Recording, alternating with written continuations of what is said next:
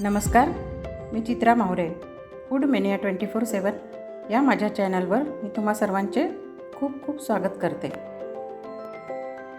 आज मी करणार आहे कोजागिरीच्या दुधाचे मसाला प्रीमिक्स. त्याकरिता आपल्याला लागेल काजू 10 ते 12, बदाम 10 ते 12, अक्रोड एक मोठी फोडून घेतलेली अक्रोड आहे, पिस्ताचे काप 7-8, वेलची पूड, उची कलमी अर्धा इंचाचा तुकडा, जायफळ अगदी छोटासा. मी इथे जावित्री घेतलेली आहे. जायफळचाच हा प्रकार असतो, त्यामुळे जायफळ मी फार कमी घेतलेला आहे.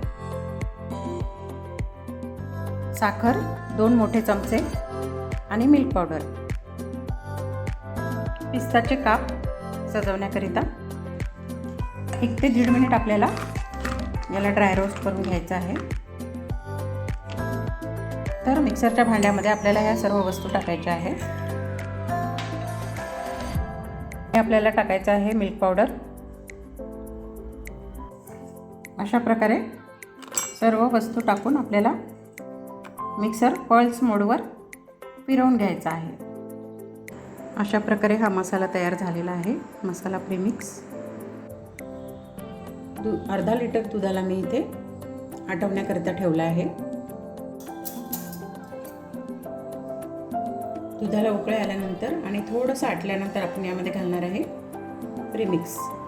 4 चमचे प्रीमिक्स मी इथे टाकणार आहे. या चमच्याने 4 चमचे. यामध्येच मी साखर घालून घेतलेली आहे. 20 ग्राम साखर आपल्याला अर्धा लिटर दुधाला लागेल.